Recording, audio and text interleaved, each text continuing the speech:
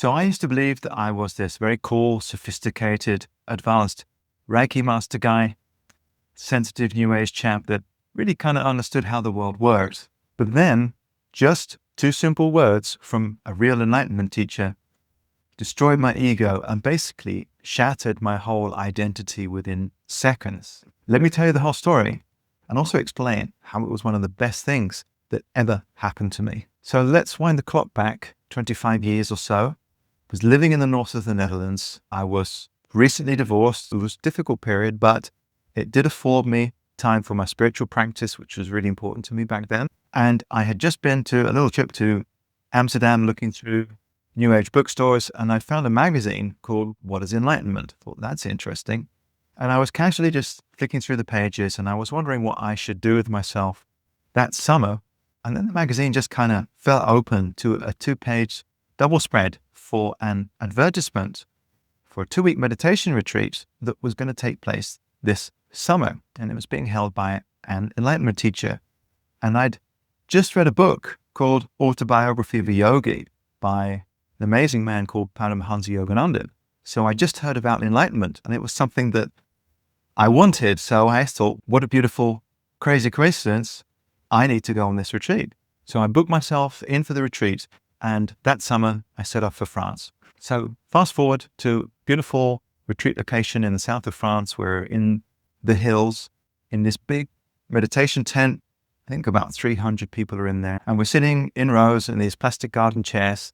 And after a while, this teacher walks in, and he's not the usual spiritual type teacher with these beautiful sort of flowing robes. He's Western guy, walks in, very smart, black trousers, white shirt, even though it was pretty hot weather. Now he sits down, and then we proceed to all meditate together for a while. And then he gives this really long, quite involved talk on the importance of being nobody. Now, it's a very powerful talk, and I think it's maybe 2-hour talk, something like that, maybe even longer. And at the end of the talk, he invites questions. He's a very serious guy, so people are a little bit nervous talking to him. So it's kind of clear that he wants to get down to business. So anyway, I thought, well, I'm also here to get down to business. So, let's not be passive. I put my hand up, and eventually I was called upon, and honestly, can't remember what question I asked anymore. I don't think it's really important. And he looked at me very directly, and he said to me, so what do you do? And he had this kind of nasal voice. He had a very strong New York accent. So I said, I'm a Reiki master. I had long hair and a beard, and I thought that was a good response, that it would kind of paint me as a sensitive, spiritual person. But he didn't look particularly impressed. He just looked me straight in the eye, and he said, Reiki schmeiki, what about being nobody? And he'd been drawing this 0 on this book the whole time as a metaphor for being nobody. And it blew me away. It was like I'd been hit by this incredible tsunami, this tidal wave hit me. And I realized that he completely saw through all of my pretense, all of my ego, all of my identification with being a Reiki master. It had just been blown away, and I was just kind of sitting there naked. And I realized, shit, what do I do now? All of my stories are gone. Everything's gone. Now, I don't really remember how the conversation went. I imagine it was me just trying to defend myself weakly in some way. But what I can say with certainty was, from that moment on, I was put onto a path that really changed my life forever, and in a very, very positive way. The rest of the retreat was very powerful. It had a lasting impact on me. I recognized that this guy was the real deal, that he actually expressed the things that I was looking for, the truths that I was looking for. So I ended up studying with him for 14 years, being part of his community. And it gave me a whole new way to understand myself and my potential. I did actually stop teaching Reiki for a number of years. I realized that I needed to do a lot of inner work, and that if I was going to come back to this, it had to be from a very, very different place, for something that was much more authentic. Now, I'm sharing this story with you because I wanted to make a couple of important points. Firstly, that there is a real spirituality beyond the current New Age scene, a spirituality that's really powerful and has the potential to transform you deeply. And secondly, that when you put Reiki into a really big context, when you take it beyond personal individual healing and beyond energy work, all of which is really good, but when you put it into a bigger context, it actually becomes a very powerful framework for self-realization. And that's something I think is really exciting. So let's go back to my first point for a second. And that is that there is a real transformative spirituality available for all of us, which is beyond the soft, placatory, feel-good spirituality that's presented in the New Age scene. And I think it's good to say that, and not to be mean or judgmental, but we do get presented with this idea of this soft, sweet, easy spirituality, which is all about how we feel. It's all about your journey, and it's all about looking good on Instagram and on YouTube. And, and that's okay. That's nice. But what I want to make clear is that for those people that are looking for something deeper, if you intuit that there is something beyond that is real and that can actually give you true meaning, true purpose, true transformation, then my experience is that it's out there for you. And if you're bold and you're courageous, you will find it. And my experience also is that the universe supports you in this quest for real truth, real change, because the nature of the universe itself is a quest for self-knowledge, self-realization. So when you take 1 step, 2 steps towards truth, the universe supports you in that, and it will help you on your path to finding real knowledge, real teachers. So why is this New Age spirituality problematic? Well, it's because it puts so much focus on the self, the small self, right? So the personal history, the journey, the personal traumas. So we go to workshops, we go to courses, and it's all about our favorite subject. It's all about me. It's all about me sharing myself. But what happens when I focus on the small self, on the me, on the ego? Then I just become more identified with my journey, more identified with my trauma. And yes, there are appropriate moments when we do have to lovingly address stuck energy, stuck trauma. But so much of New Age spirituality is about, again, sharing and talking about ourselves.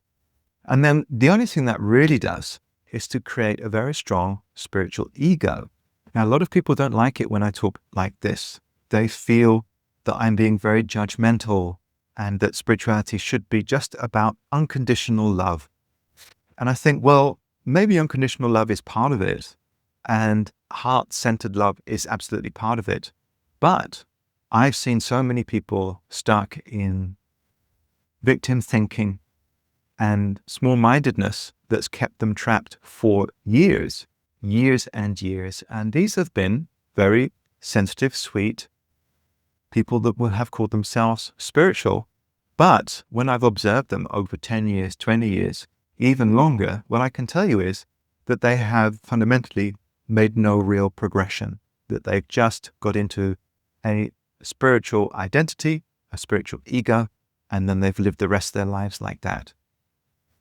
So if you are a serious spiritual man or woman, watch out for this, because so many therapists, so many coaches, so many spiritual teachers will play to your ego, play to your wounded self, because it serves them. It serves their identity and their role and their business, because as long as you are a wounded seeker, they have a role, they have a business model.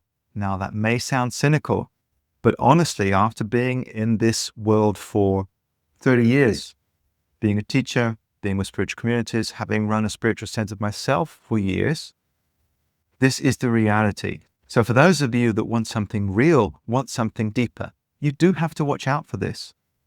Don't get stuck. Be critical, ask questions, and very importantly, make sure you have a crystal clear intention for freedom, for liberation, and that will take you to the other side of all of this. And then the universe will help you. It will guide you towards knowledge. It will guide you towards teachers. It will help you go further and find truth. Now, coming back to my second point, And that is that when we put Reiki in the big enough context, it becomes a powerful framework in which we can develop and that we can go deeper within ourselves. But we have to make that framework bigger. And this is something that I'm working on at the moment. So when my teacher first challenged me, I dropped Reiki for a very, very long time. And it was only when I kind of trusted myself more that I came back to it. And I've been teaching it now for maybe 25 years. And in that time, I've developed a framework in which we can look at Reiki from a way bigger perspective and say that, oh, wow, Reiki is actually a very powerful tool to understand ourselves at a very, very deep level, because the practice of self-treatments, the practice of treating others, when we do it in the right way, actually helps us to go deep into our true self. It helps us to go past the mind, go past emotions, and come back to our original self, our authentic self. What we find there is the truth of our already free being. So I've taught probably thousands of students over the years, and what I've noticed is that people can have very profound experiences of their true self, of their pristine self when they work with Reiki, when they practice Reiki. And when you help them by giving them a really big framework, they can take that self-development really far. And then Reiki becomes a very powerful tool for real change, real transformation, real development.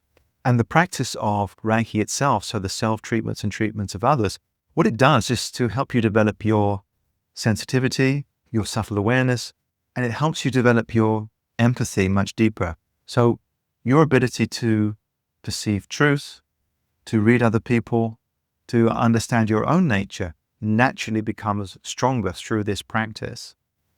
So a big part of my work is to help the Reiki community take this beautiful practice further. I think that we've hit a wall in a little way because in our New Age spirituality, we're a little bit self-obsessed, we're a little bit narcissistic, and I think that that's slowing our development down.